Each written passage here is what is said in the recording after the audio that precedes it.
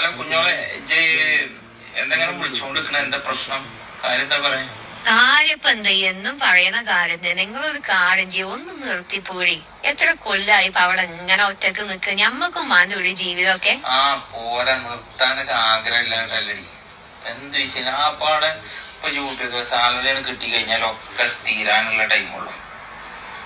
Current bill, school fees, കുട്ടികളുടെ ബസിന്റെ fees, അങ്ങനെ പെരീക്കുള്ള സാധനങ്ങള്, പിന്നെ എന്റെ സാധനങ്ങള്, ഇതൊക്കെ വാങ്ങിച്ചു തീരുമ്പോ ഞമ്മക്ക് അതിൽ പൈസ ഇല്ലാതാവും.